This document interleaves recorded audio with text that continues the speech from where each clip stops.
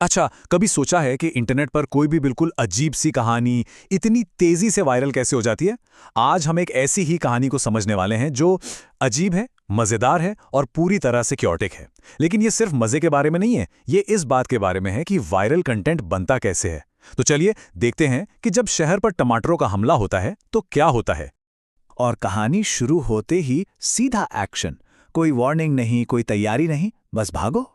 ये जो तुरंत एक्शन शुरू हो जाता है, ये जो अफरा तफरी है, यही वो हुक है जो पहले सेकंड से ही देखने वाले को पकड़ लेता है।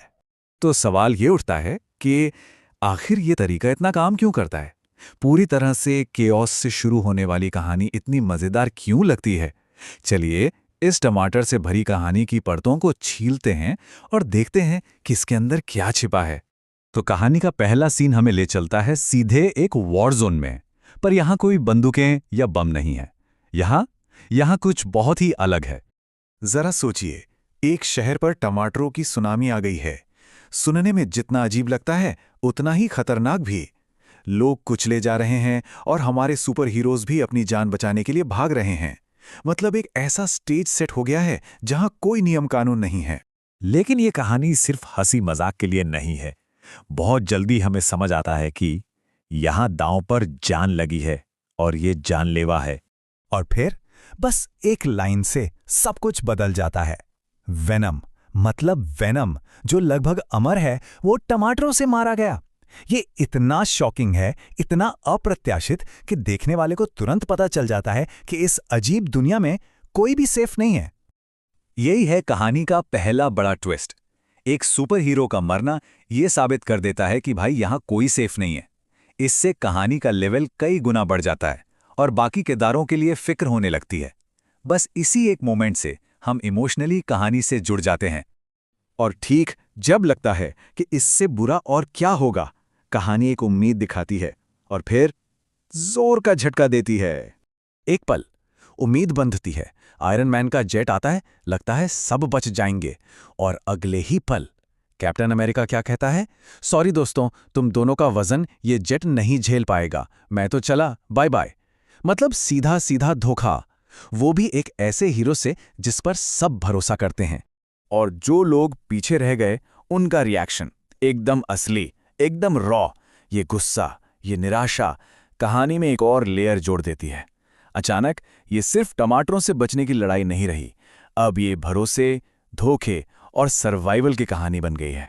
इस धोखे के बाद कहानी एक और नया मोड़ लेती है। अब बचने के लिए बनते हैं नए अजीब से गठबंधन। और यहाँ चीजें बहुत तेजी से होती हैं। पहले डेडपूल बचाता है सुपरगर्ल को, फिर स्पाइडरमैन बेचारा हिम्मत हार जाता है, उसे लगता है अब उसकी बारी है। लेकिन तभी उसे बचाने आता है एक सच्चा दोस्त। ये जो फास्ट पेस्ड एक्शन है ना, ये दर्शकों को स्क्रीन से नजरें हटाने ही नहीं देता। तो ठीक है, हमने कहानी तो देख ली, लेकिन अब आते हैं असली सवाल पर। इस सब का मतलब क्या है? इसका मकसद क्या था? चलिए अब पर्दे के पीछे झांकते हैं और देखते हैं कि इसे वायरल बनाने के लिए क्या किया गया था।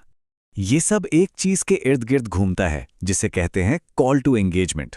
ये एक तरीका है जिससे क्रिएटर्स देखने वालों से सीधा सीधा कहते हैं कि लाइक करो, कमेंट करो, शेयर करो। मतलब आप सिर्फ देख नहीं रहे हो, आप कहानी का हिस्सा बन रहे हो।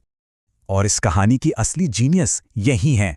स्पाइडरमैन स्क्रीन से बाहर निकलकर सीधा हमसे बात करता है। उसकी जान अब कहानी के एक्शन पर नहीं, बल्कि हमारे एक्शन पर डिपेंड करती है, हमारे लाइक्स और कमेंट्स पर।